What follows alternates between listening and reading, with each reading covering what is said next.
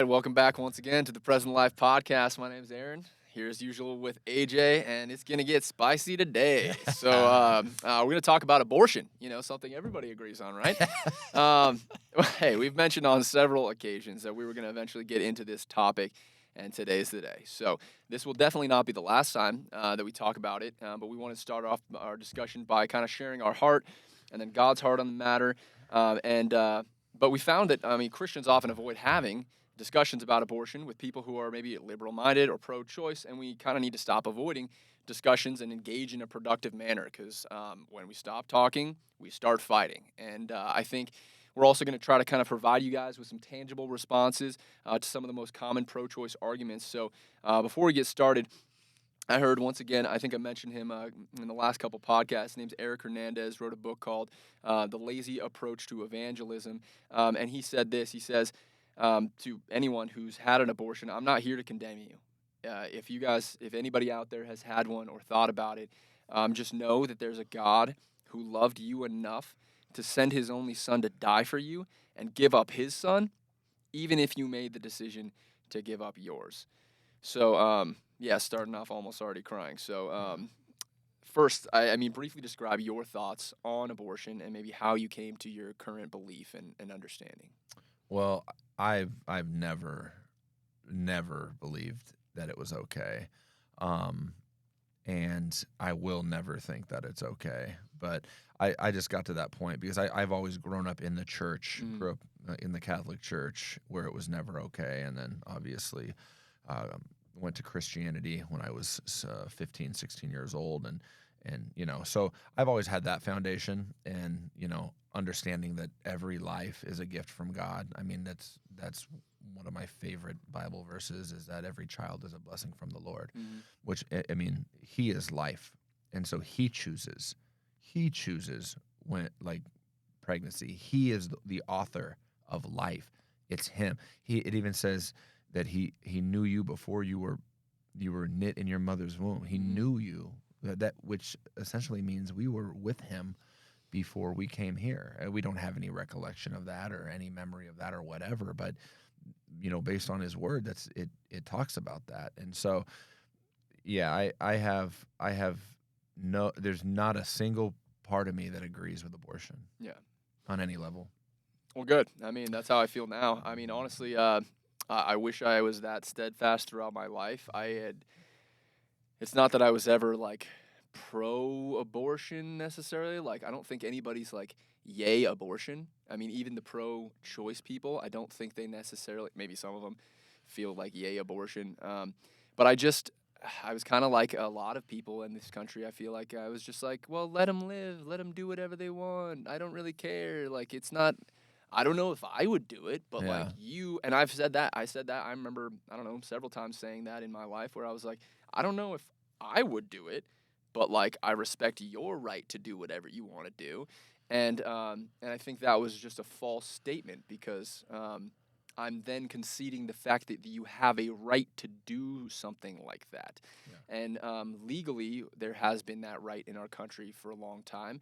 Um, Glad that Roe v. Wade is no longer, but I think it's a difficult situation because we just grow up sometimes in this society that just says, once again, life, liberty, and the pursuit of happiness. And so people think that the happiness is what you want to do and doing whatever you want to do whenever you want to do it. And yeah, if you want to keep doing that, kids are not in the picture.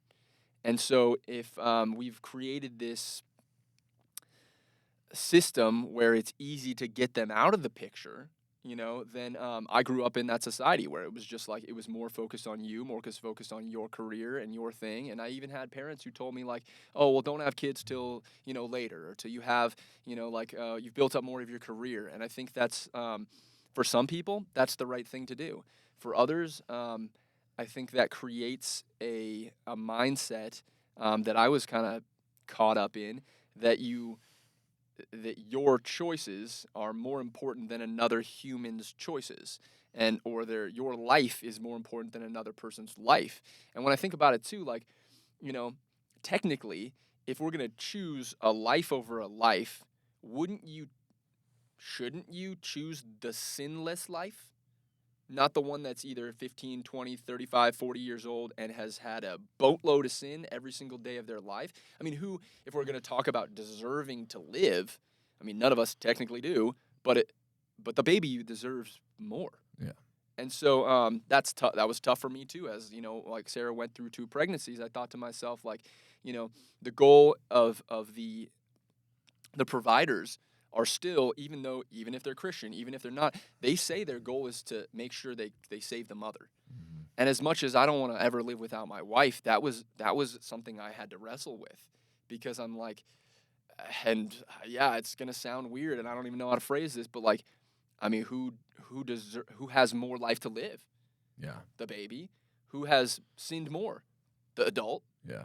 Who who, if they died right now, is still going to heaven? Like, always the kid. Yeah. And so, yeah, I mean, like, my thoughts on abortion were kind of all over the place as a younger person, and I just thought for like a lot of people it was just no big deal. But I think one of the things that changed my belief viscerally, and if you haven't seen something like this, I can't remember the website, but there are some videos of abortions, and if you've never seen, I'm gonna cry. If you've never seen one, you don't want to watch it twice. Yeah. But it is a brutal murder, and there are body parts, and it is doesn't matter what age, 6 weeks, 3 months, 6 months, like, it is a human that is getting brutally murdered. And if you can watch one of those videos and still be pro-choice or pro-abortion or whatever you want to call it, Deeper problems. yeah, man. I don't know how. I just don't get it. Well, dude, God is life. The enemy is about death. And that's what that is. And people can try and spin it and lie to themselves and telling me that, you know, I've said this before, where if there's like particles on Mars is considered life, there's life on Mars, but a heartbeat in a human, like, I've said this before, as soon as the sperm cell enters the egg, there's like a flash of light, like a spark. Yeah. And then boom, boom, boom. There's a flicker. That's the heartbeat. That's life. That's when life starts at conception. And all this garbage that we hear about that it's not, or I can do whatever I want, and all these type of things, which we'll get into here in the next few minutes. But ultimately, God is about life. He is the author of life, and not death. Yeah. The only reason we know anything about death, or there is death, is because of Satan and the enemy and evil. So we'll get into that more as we move on here.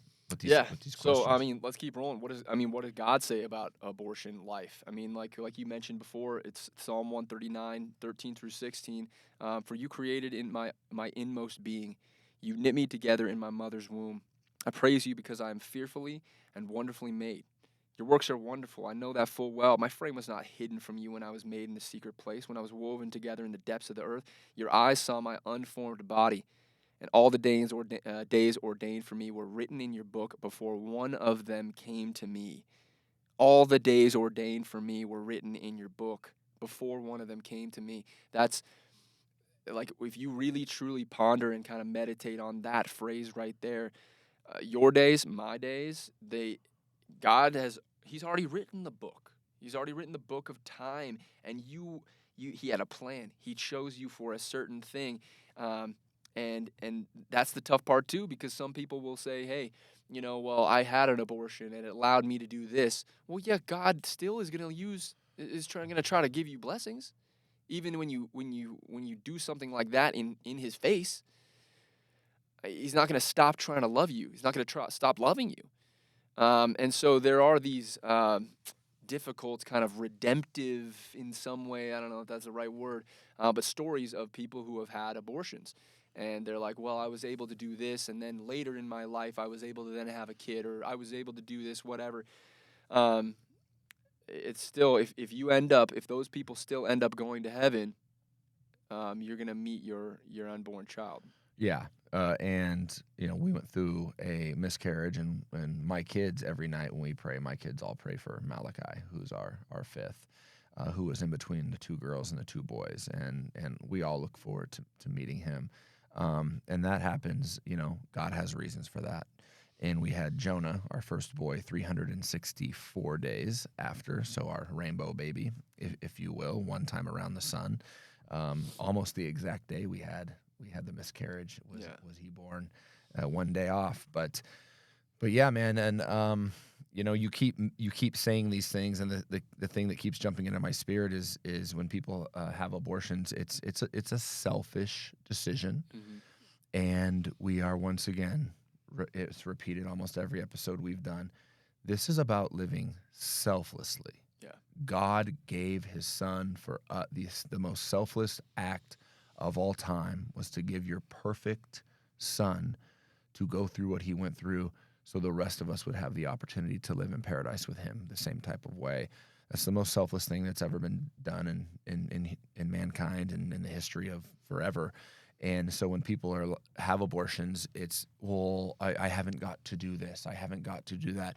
What you don't understand is that your freaking will is not better than God's will. Yeah. So God's will was to put that baby inside you, even if it's a rape situation, which is, people are going to be upset about that. But people say, well, what about if a person's raped and there's a baby in there? God, that is a blessing. We're not going to talk about rape right now and how horrifying and distasteful and disgusting and how angry that makes me. Yeah. That's horrible. But every life is created from God by God, and he uses everything for good.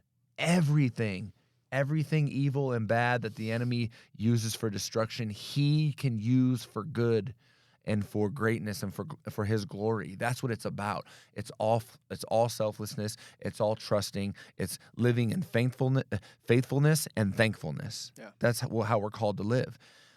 And I get how that can be difficult sometimes, and how, like we talked about last episode, how can these bad things happen to good people? Yeah. Because there's a devil and there's an enemy, but guess what God says? I'll use it all for good for those who love me and trust me. It comes down to selflessness versus selfishness, which ultimately, the selflessness is, I say this every episode, and here we go again. Selflessness is on the side of God and light and love. Selfishness is on the side of darkness and evil and hate and all that. That's just what it is, folks. Yeah. It's that simple. It is that straightforward. It is that easy. Abortion is part of the darkness. And and if you've had an abortion, our God is loving and full of grace and mercy, and he will use it for good. And you have to give him thanks that you went through that. But you have to, it's got to be about him. Yeah. It can't, because who's going to look at it now, or who's going to hear this and be like, oh, well, it's going to call you out. It's going to ruffle your feathers. It's going to make you feel a certain way. But we are not here to condemn you. We are here to let you know that God can use that situation for good, and he will use you as an instrument to touch other lives for him, because that's the only thing this life is about. Yeah. Well, and we're going to, spend probably the rest of the time responding to like kind of common pro-choice arguments. So I think, let's start with that. You mentioned it a little bit, but that's kind of a big go-to is, well, what about in a rape situation? What about in a sexual assault situation? I used to think like, oh, well, maybe then that's okay. And I realized, obviously now and for the last several years, I'm like, a sin doesn't take away a sin. Yeah.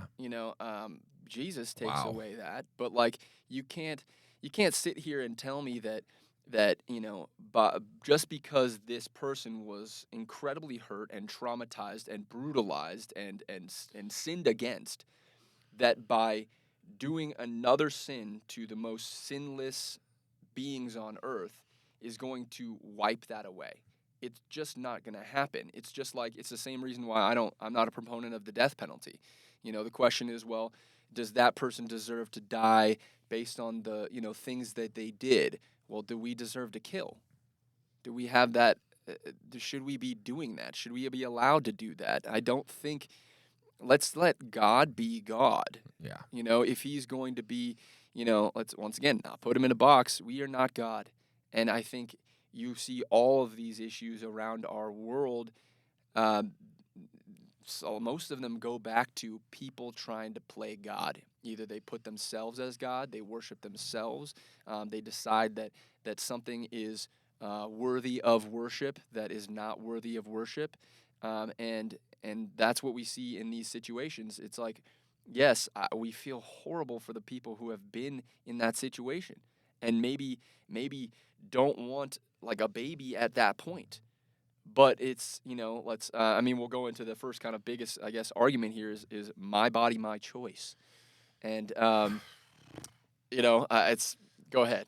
My, if okay, we all understand that intercourse is how life, right? God Mhm. uses sex and intercourse, and that's a sperm and an egg. The incredible, process of how that all works.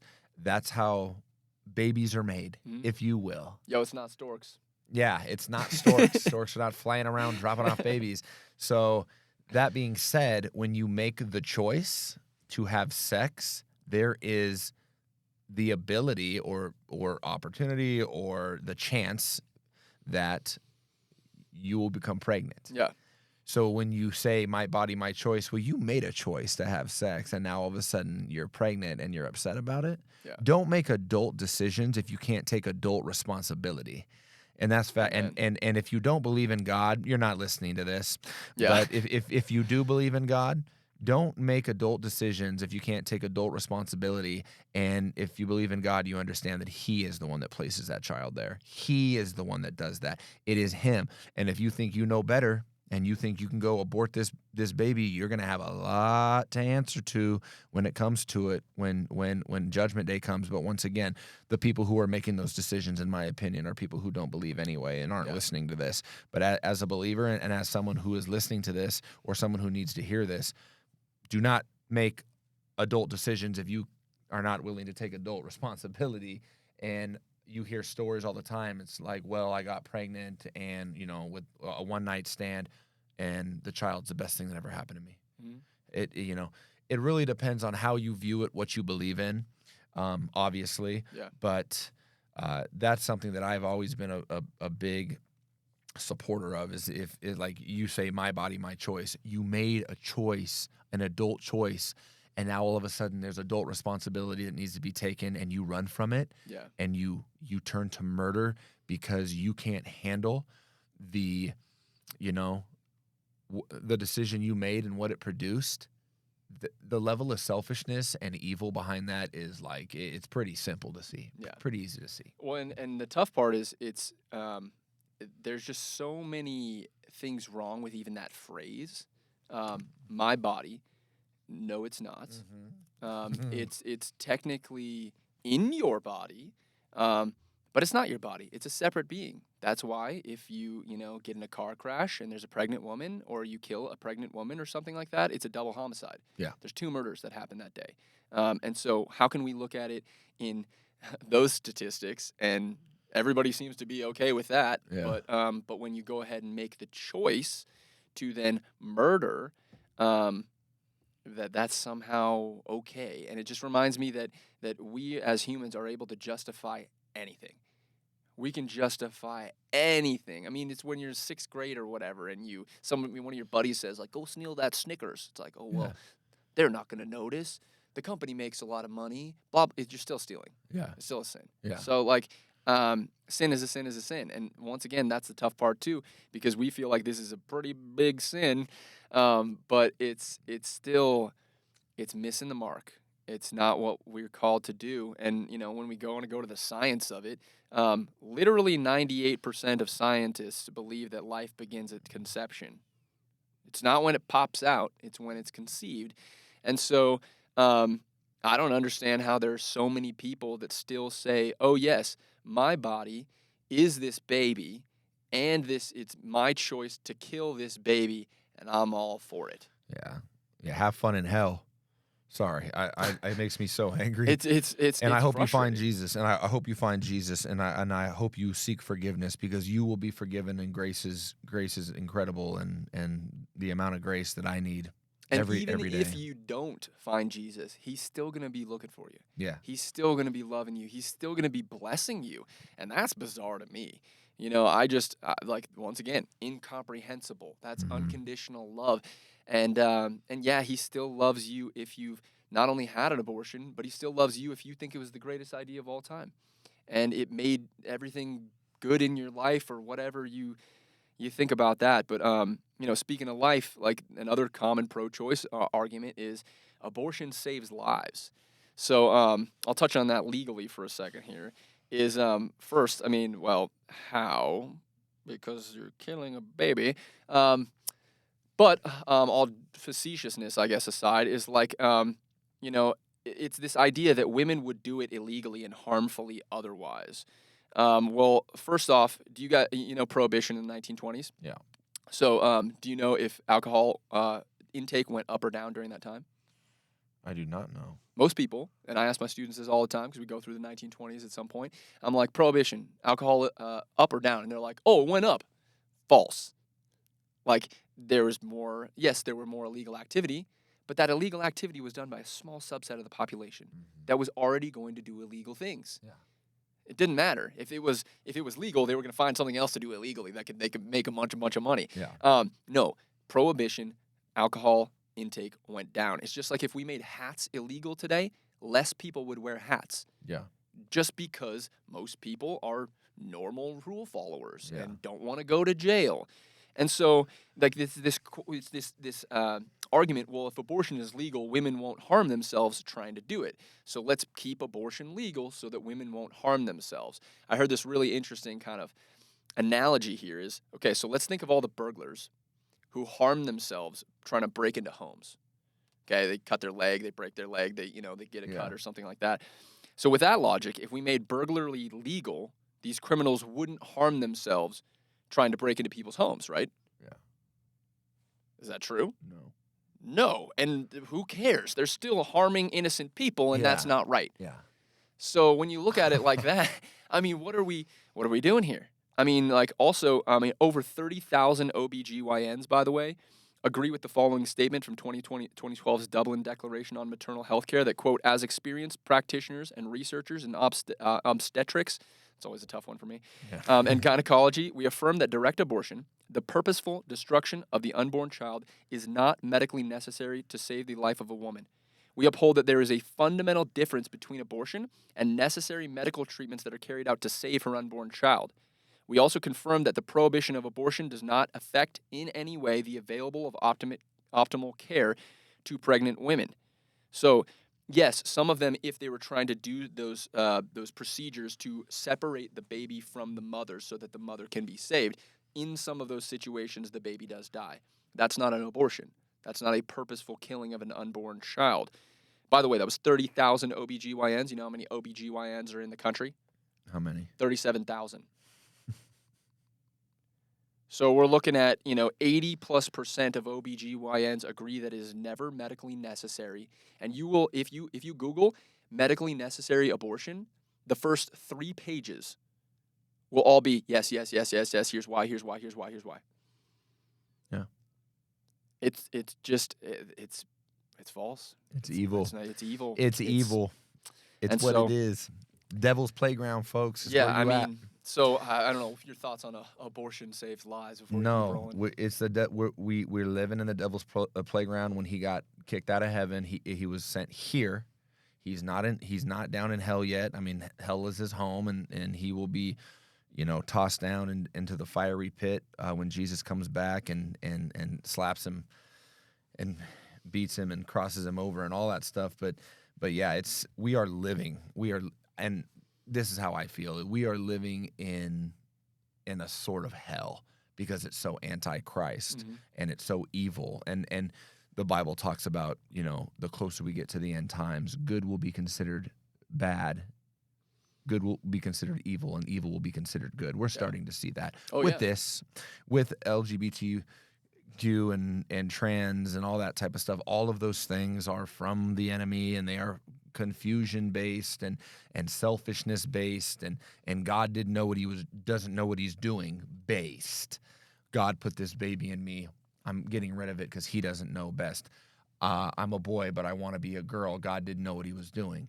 Yeah. God made man and woman to reproduce and create life, but I like other men, and I'm a man, or I like other women. It's all from hell, folks. I'm sorry. It's what it is, based on what we believe in our faith. All of these things are from the enemy, and we pray for these people. We do not condemn these people. We try to shine a light, and we try to plant seeds, and we try to show God and show love, because you love the person, you hate the action. And but for me, we are living in a form of hell, and I call it the devil's playground, because he sneaks around. The Bible tells us like a roaring lion, and he comes to steal, or kill, steal, destroy, and that is what we're talking about: killing, stealing, destroying. That is what we see daily in this world, not just this country, but in this world, and hence the reason we need a savior. Mm-hmm. Literally, not just for the first time. We need him to come back for a reason. Yeah. And he's going to, and all of these people who don't want to jump on board with the good, selflessness, loving, grace-filled team of Christ are goodness gracious. I don't even want to think about it. And I feel for those people. Absolutely. And so keep rolling. I mean, we could spend more time on that. It's just, I don't know, the more we talk about this, it's just more saddening in so many ways. Infuriating for me. Yeah, saddening, infuriating, just frustrating. But another pro-choice argument we hear is, well, it reduces unwanted children. And so I believe wholeheartedly that there is no such thing as an unwanted child. You might not want it, but it is not unwanted. First of all, God wanted it. Jesus wanted it in this world. And statistically speaking, if you guys don't know out there, there are about 1 million abortions a year in the United States. And luckily, it's gone down a little bit since Roe v. Wade got overturned. But 1 million abortions a year. Guess how many couples are waiting to adopt at any time? 2 million. Incredible. So each child is actually wanted by like 35 plus couples and families at a time. So if you are thinking about having an abortion, you better think about the fact that there are 35 couples out there right now, maybe even in your state, that would not just want your baby, but would do anything for that baby. There are people who can't have babies, who are having to pay, and we won't talk IVF today. I know that's a hot topic right now, but that would pay $50,000 to $100,000 to have a baby, and sometimes adoption can be pretty expensive too, but your child is never unwanted. That just does not exist in our society right now, and I'm just talking in America. 1 million abortions, 2 million couples. Literally waiting to adopt at any time. That's incredible. That's incredible.